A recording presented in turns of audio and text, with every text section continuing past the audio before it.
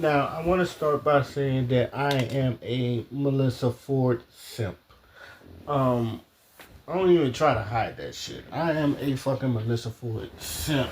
Ever since I first saw her on that Video Vixens documentary and she just appeared, I fell in love with that woman. Right? I done said, God damn, that's one of the most finest women I ever seen. And it's funny because it's just like, even during that documentary, it was just like, it was something different about her and than the other video vixens that was there. Because you had your Buffy the Bodies, you had your Esther Baxters, you had other pretty ass video vixens that was cool. Key Toy was on there too. Um, but Melyssa Ford caught my eye. And ever since then, like every time I see her in there, I spot Melyssa Ford in there, looking as gorgeous as she did. So I am a profound Melyssa Ford simp. I've been one for like, but even then, I told myself, Ray or Skin on Fly, however you want to call me, I don't care how much you simp. You're going to call if a woman's on that bullshit. You call it out, and even if it fucking hurts you in the fucking end, just know that you went out on your own fucking 2 feet, and like if she's gonna have to eat that shit or not. Now, like even women, like even the women I like and I could have sent for, like you're gonna hear my honest opinion. And like, even if I did like you a lot, like if you did something fucked up, or I feel like you done did something fucked up, you're gonna hear it from me. Cause you know why? Cause I know people like, oh, most people don't want to hear what the fuck you want to hear. No, I can tell you I love you, or I like you, and I like you a lot.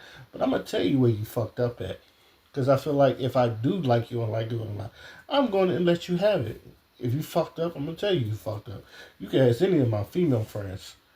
Like I like, and even the ones I wanted to date, I like them, and I would give them my honest opinion because that's who I am, and that's why I stood sort of. So this is kind of like what this is about, and this is kind of like sad because this goes along with like not meeting your idols. But let's just say like Melyssa Ford did the podcast, the Hot and Unbothered thing, and she told her stories about the men she dated. And I can't, like I said, as much as I want to be a simp from Melyssa Ford, I do have to call a bunch of this shit out. Especially the way that she was treated in the relationships. Now, this is going to be excluding the one that she was in an abusive relationship in. Alright, that one was a fucked up now, and that was the second one she was talking about. But the first one, and the first one is the one that bothered me the most because it's a pet. One of my pet peeves is being wishy washy, and I don't know if this kind of counts as her being wishy washy, but the way she did that nigga was fucked up. Let's just say that the way she did that nigga was fucked up, and the way it's funny because the way that she described him was everybody loved him. And he was lovable. Everybody loved him. He got along with everybody. So it seemed like she had herself a good guy. Now, um, and he said something along the lines that ain't nobody gonna love you like I love you. Now, with that, it bothered her. Now, here's the thing. He could have meant nothing like vulgar by it. But it took offense. But for her, she took that as an offense. And yet, instead of talking to him about it, you hold on to it for 3 fucking years. Like, or 3, 4 years when he said, ain't nobody gonna love you like. Now, now, whether he was right or wrong, whether it offended you, why didn't you ever tell him, what did you mean by that? Or it's just like, you never bothered to like get that really cleared or covered up or something like that, because I'm pretty sure when he said that he wasn't trying to be possessive or controlling or manipulative. He just loved the fuck out of you, And it's just like no one, like maybe he just really loved the fuck out of you. He probably thought you was everything he wanted in a woman. It was perfect. And and it seems like, honestly, you never liked him. As much and as hard as he tried to, you maybe loved him, but you never really did like him. And it seems like you was looking for a reason to get out, but you couldn't find nothing better. In which is, I feel like a lot of women do that. Even if they don't like the nigga, they'll stay in there for some reason or not. Maybe he's providing for it or some shit like that. But they'll monkey branch as much as it's like they'll stay into a relationship until they find something better, and then they monkey branch off of that into a better relationship or what they think is a better relationship. Now, the way she left that nigga was fucked up. Obviously, like she saw the wedding ring and she know he was going to engage to him in public. So as soon as he went out of town, she packed all her things, went back to Toronto, and then broke up with him. And yeah, she was like, "That's fucked up." I was like, and to me, it was just like, there is nothing you can say that is going to put me on your side on that. You totally fucked up. And the worst part is, like, the man probably didn't even think you probably left that man going, "What the fuck did I do?" And it was like, and what you did was fucking drastic too. It wasn't even like no little shit. It was drastic. You left. You as soon as he left, you got all your shit, and then you went to Toronto, and then broke up with him over the phone. And like, and I know she was like, "Yeah, that was fucked up. I spent years over there, shit, and all that other stuff." But it's just like, I'm pretty sure that nigga's gonna remember that forever. Honestly, I'm pretty sure, like, because of that situation, like, he's not gonna look at women the same because of what you did to him. Now, why am I so adamant about that? And I guess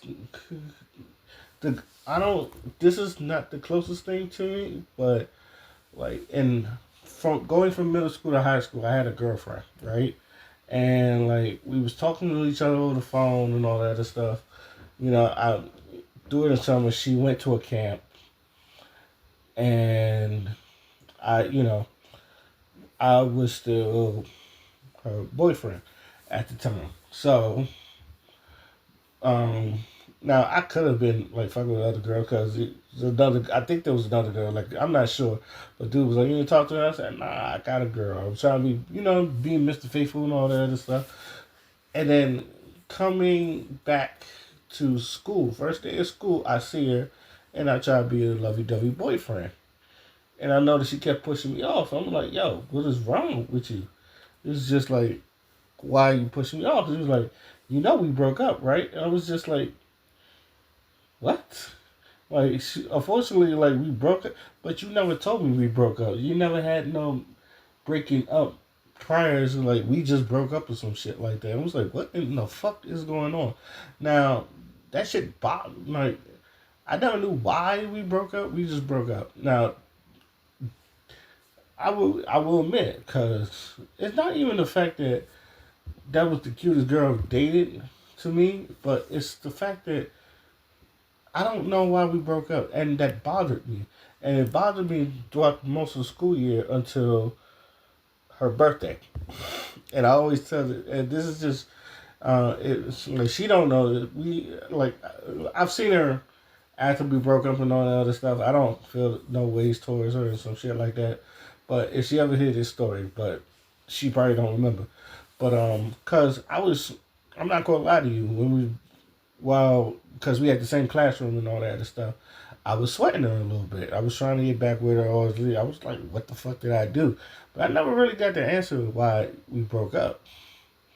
But I think she just wanted to fuck under niggas. I don't know. It's just, but I'm not gonna give it a whole card. But it was just, I just didn't know. So I remember I was sweating her like real hard and all that other shit until the day of her birthday. Now most people don't know the school. One of the schools I went to, when it was your birthday, all your friends, or it was this was at least for the women, not really for the men, but when it was a woman's birthday or a girl's birthday, all her homegirls would buy her balloons and birthday gifts, and like they'll have happy birthday balloons. So you like the girl will walk through a fucking hallway with a bunch of balloons that their homegirls would get it. My older sister, she's gotten that. So it's just one of those things where everybody was getting her, like everybody was getting it. So it was her balloon. I mean, it was her birthday, right? And she had like one balloon, and like I was like, "Who?" I said, "Who got you that balloon?" And she was like, "Me." I said, "What?" It was just now for some reason, like the fact that she said that, and then she had an attitude with it. That's when I woke up. I was like, "This what the fuck I've been sweating." And all that other shit, because I thought that was just lame and corny that you bought your own fucking balloon and then walk down the aisle like people like you or some shit like that. I guess she wasn't really like that much because I heard the next year like she got into a couple fights and someone whooping her ass and some shit like that. I'm not sure. I don't remember. I didn't care at that. But let's just say like but after that birthday shit that uh, the spell was broken. Like I ended up getting another girl after that. You know, I ended up getting another girlfriend after that day. Well, and then I just started talking to other women and shit. I didn't even give a fuck about her. Like she was just a thing in the past. So yeah, I I would say that kind of like it hit me personally, but I hope let's just say I hope the dude he found someone that did like her or love her. That he found someone that love her and got a kids or some shit like that. Because like no man to me, no man should go through that. Especially if he's doing the right thing. And he's doing that. Now I'm pretty sure there's two sides to every story. And someone's like, maybe he wasn't that good of a boyfriend. And I said nonsense. And you know, some women's going to defend him, but I'm like nonsense. If everybody loved him, and he wasn't abusive, and he wasn't like, you know, and he wasn't mentally abusive, but she just probably took something wrong that, or took something out of fucking place that she never really got no reconciliation out of. But and plus she was cheating, and I didn't even mention that part. She was cheating. She's fucked up about that. Now this gonna sound fucked up because then she got into the other relationship. She was like, I knew I was gonna marry him, but you know that was really abusive relationships. Now this is gonna sound really fucked up, but I also think it's karma. And I'm saying this as a Melyssa Ford simp. And I don't think any woman should go through what Melyssa Ford was going through and all that other stuff. But I also feel like, because God will punish you if, you know, sometimes I feel like maybe God sent that man for you and then you like, with that you spit in God's face and then God gave you that karma. I think that was just karma coming back to her. I think that was the universe biting her in the ass and like still biting her in the ass. But um, she's had two other relationships too. Now, she's talking about this other dude that was basically. Now, I've seen a lot of red pill things. You know, everybody was just like, um, cause she spoke about how that nigga was just like he was very confident. In her words, he was very confident. Like she would wear this most scantily clad women, and dudes be like, "Yo, you good with your girl wearing that?" She was like, and he was like, "She comes home with me." Now I seen Chisha Zed, and I seen mediocre toys reviews saying that, "Nah, I'm not dealing with that," and all that other stuff. And he was in the NFL and then played Canadian football and all that other stuff. Like she even said his whole name, Tony Smith from Greensboro, North Carolina. But he was like he had this attitude like, look, she coming home with me. Like I'm now, like I said, she just said MTR didn't like that.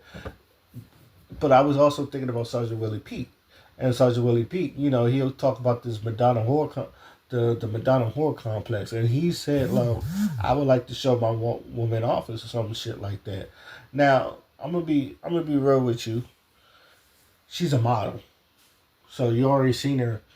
So most of the time, like, what's the point of me trying to put a leash on someone that you already seen half naked anyway? Now I get it. She represents the man, and it seemed like the dude was very open to a lot of things. Cause even the whole thing about um, I mentioned the Minaj, and she was like her and her best him, her and his best friend, and she was like, "You want that to happen?" And she was like, oh my God, thank you, but no. Now the dudes is just like I said, the red pill niggas is not like that, but I feel like my man was okay with it. And I don't think that was just feeling, I just think he was just like, fuck it, you go with the flow. But she liked it and his confidence in him. Like, he was so confident that, yo, she's mine. And um I don't have to be all possessive of her. Now, again, you could call me a simp. I would, with the exception of the threesome thing, I'd probably be the same way. Like, if I knew my girl was, because this is how I was kind of like that with my ex, but my ex, she dressed modest because she was a church going girl. But when she wanted to look cute and she wanted to look like a baddie, she looked like a baddie. And I was just like, yeah, she coming home with me because, like, we love the fuck out of each other. And it was one time she was like, she wanted to go to the club with her friends. And I was like, go ahead. There's going to be men in there. Be like, go ahead. And then she'll tell me these stories about, like, how she'll go to Walmart and dudes be hollering at her. And I don't know if she was trying to say that to see if I get jealous or not. But it was just like, and it was like I wasn't jealous, but she was just like, I think it was throwing her off. And I told her, I said, you are a beautiful, beautiful woman. Like, niggas is gonna holler at you. I can't stop that. So it was just one of those things where it's just like I knew what I was getting into when I, got a beautiful woman that I fucking love to death and all that other stuff. It was just like niggas is gonna holler at you. Niggas is gonna try to see if you single or not. Niggas gonna try to see, hell, I know niggas gonna be trying to fuck with you even though and I was comfortable with all that. But I also knew that she kind of liked the attention, but it was just one of those things where it's just like, as long as I gave her the attention that she really wanted, I knew that um, now a lot of people could, they'll be against that, and I would say it's fair, but it was just like as long as I gave her the attention that she wanted, she really didn't need it from no one else, and I feel like that's how most women want to react. So now, um, but also with that third relationship, like she was like his confidence that she's coming home to me because I feel that way too. It's just like she coming home to me, bruh. She don't have to worry about that. She got eyes for me. And she was like, that was sexy and turned her on. I'd be like, now, like I said, I'd be like that too. But I also want to know, how did that relationship end? Because she never said how that relationship ended. And I wonder about that one. And then she talked about her last one, which was because she was in a place where, like, she couldn't be in a spot by herself. So the next man she grabbed onto was more or less like a security thing, to where, like, he asked her to engage, asked her for a hand in marriage, and she immediately said yes. And she was like, she knew that she just said that out of desperation, and like, or where the fuck she was at. Now, that one kind of bothered. That one also kind of bothered me because it was just like the man didn't do anything, or I feel like the man did what he was supposed to do, or he's just like, and it seems like, why did that one? Because she never really was clear on why did she not, other than like the yeah, she was never clear on why she broke up with that fourth one too. So it's just like, okay, I'm listening about 3 out of 4 of your relationships that you done talked about. Like, it seems like these were good guys. the 3 out of 4, even, yeah, 3 out of 4 good guys, and you left them, and it's not even and it was not even like they was abusive ones. It's like some of them, they let you do what you wanted to do. So I'm thinking about, and I've said this before in the video before because I made a video before that she was going to end up like Vivica A. Fox, and this is coming from a Melyssa Ford simp. Me saying that she's going to end up like and I remember saying she's going to end up like Vivica A. Fox, and I remember like the way she was, because I was like, that's your future, and like she was like, I think she's fine with that because she was just like a man, because she was in that modern feminist, like a man is not the end all be all and all that stuff, and then she read some type of feminist femcel shit that this shit bothered me. And I'm not gonna lie to you, I'm pretty sure um, I'm going to put that in there, and I'm gonna tell you what bothers me because it's one of those things where it's just like the woman playing the victim, and that's my other pet peeve. And it's just like it seems like when you read shit like that, it's like it makes the woman feel like she's doing all the sacrifices and the man's doing nothing. And I want people to understand this: we are a service to each other. A man, from a man to a woman to a man, we are a service to each other. And it's just like if we're going to be together, there are some things that I'm going to do for you to make sure you're good, and you are going to do for me to make sure we're good.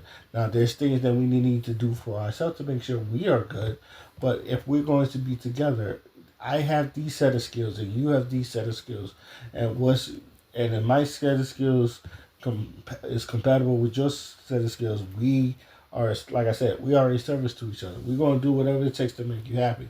Now, a problem with some of the shit that she said is just that no one ever really, and no one really ever look at the sacrifice that men make. Like, if the bills is coming up short, the niggas might have to work double or triple overtime just to make sure you get the ends meet. Like, a lot of, we hear a lot about women's sacrifices. And it's just like, I don't really, and because I grew up in a 2-parent household, I've seen my father work double, triple overtime just to make sure ends is meet, just to make sure there's a roof over our head, just to make sure there's food on the table, and just to make sure we still had, lights on and all that other stuff. Like, I watched my father damn near sacrifice his body where he can't even walk straight. And he's done that for all 6 of our kids. Like, I watch it, like, and, this is why some of these channels are there, because it's just like, because these women always talk about the sacrifice of women. It's like, y'all don't really hear the sacrifice of men, because you know why? Because we just nut up and do it. Because it has to be done. And sometimes we don't get our flowers until we're dead. And me personally, I don't like that, because I feel like, what about the man sacrifice? It just seems like no one ever wants to talk about that. It's like sometimes men sacrifice a lot. Sometimes we sacrifice our own happiness just to make sure you are happy. And no one ever really fucking sees that. As it says, like, some people want to complain. Like, I remember that episode of Bel Air where it's just like they was trying to get at Uncle Phil, the drama one, not the comedy one. But it was at the end when, Carlton was talking about how he was doing prescription drugs and some shit like that, or he was addicted to pill popping, and they tried to blame it on Uncle Phil. And he was like, nah, fuck that. And paraphrasing, but he was like, nah, fuck that. I done everything I did to get y'all a good life and all that other stuff, and then y'all just trying to blame that shit on me. I was with Uncle Phil on that one. I said, you're not taking accountability of your own actions. And that's the other thing I've seen about Melyssa Ford. Even though she was telling these stories, I feel like she was just not taking accountability of her own actions. and then still trying to make it turn into some feminist shit and talk about make sure you choose all your options. Now here's the thing, and I feel like this is how men and both of them. This is how I notice that men and women date. Men, when we find something that's compatible to us, we're locking that down because there's nothing else. Like I got the woman I need. She does everything I need to do. It's just like I don't need to look for nowhere else. I got what I want, and she does everything that I need just right. So every once in a while, I may see a woman with a fat ass. I may see a woman that might be a little cuter. Other than that, she's baby cuter, but she doesn't do the shit that my woman do. You know, for those that can't control that urge to not cheat, but like we'll lock it down. It's just like no, she's my woman. And women, some women is just like they're just looking for the perfect guy, and he has to check out every box. Like he has to be 10 out of 10. Can't be a 9 out of 10. Has to be 10 out of 10 perfect. And even then, that nigga might, you might find you still are looking for someone that's better because that's the thing about. I know Kevin Samuels was talking about women and his whole monkey branches. It's just like some women is just waiting to find better opportunities. That's why, like, if a nigga loses his job, the first thing they'll try to do is look out for themselves and then try to move on to the next person because it's about them. And I said this all the fucking time. And this before Kevin Samuels. Women are naturally selfish. They will look out for themselves before they look out for anybody. I don't care if they have kids or not. They will look out for themselves. And it's just, what about me? What about what I need? What about my needs before you get to anybody else? That's just women. I say that's just women naturally, and I'll die on that fucking hill. And the last part I was like, because she was saying, like, we all know Kevin Samuels' whole thing about high value mans and all that stuff. It's just like, but what is yours? And so, what is your specific? And then the problem with that one is like she was describing, but it was just the way she was describing was very beauty pageant like. But even then, it was more or less you don't really know what Kevin Samuels like. You don't really know what Kevin Samuels means by high earning men yourself because you was just refuting it to money. And I think a lot of women, and it's funny because there's literally a video Kevin Samuels put out. There's like six things a man has to have to be considered a high value man, and he's broken that down. But most people that they'll just think of, oh, you just gotta have money. And Kevin Samuels said that is one of them, but that's not all of them. You gotta have all these 6 things, and depending on how I'm doing this video, I'm going to try to find the video of what Kevin Samuels says is the high value man. But it's just so you know, it's like 6 things. And I remember looking at it before. He's literally broken it down. So it shows that she didn't know that those things to become a high value man. Overall, it's like, Melyssa Ford, I think you're a gorgeous woman. I feel like if I ever meet you, I would melt. If I meet you in person, I would melt. I will also shoot my shot, even though I wouldn't have a chance. But I shoot that shot like Steph Curry coming up the court. I don't care if I miss or not. That's it. But at the same time, it's just I also look at these things and it's just like you're the reason. And I'm gonna be honest. To me, you're the reason you're not married. And I'm looking at that, and it's like, I know you're trying to get this thing like marriage isn't the end all be all gold and all that other stuff, that your accomplishments, and yes, you are an accomplished woman with a career, and like, but I could also say that why are you still single and all that other stuff. And I was wondering this too, because I've seen her before talking about like the whole singleness. And then, like, looking at this story and then, like, talk about except for the nigga that abused her. I can literally say that's your fault. And and that's me. And this is like I said, this is coming from someone that simps over you. Like you and Alicia, like you're top two prettiest light skinned woman I ever met, or prettiest light skinned woman ever. You and Alicia Keys, you're top two.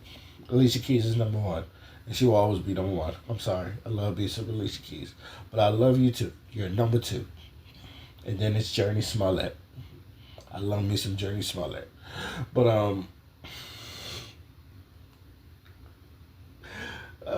but yeah, I also, like I said, if I have to keep it real with myself, and like even if I sent for you, I would tell you all this in front of your face, yo, you fucked yourself up in some of these relationships, and I feel like the first nigga that was everything that I feel like God done sent to you, and then the fact that you've been having like bad relationships after this is fucking karma. But even then, like you've had good men and you fucking fumbled it. So I think to me, that is all karma, and this is why you're 48, single, cat lady.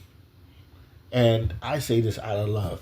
I'm not saying this out of like no miserable motherfucker. I'm saying this as someone that has always admired your career. And like I said, I've been in love. I've done fell in love with you. Like I said, if I see you in person, I will fucking know. And I will also shoot my shot. But that's, but like I said, that's just me, and that's what this whole day is about. Um, I haven't had a video this long in a minute, but let me know how you guys feel. Did y'all feel the same way um, that I felt about Melyssa Ford in this? But let me know in the comment section. Till then, my name is Oskino Fly. No, peace.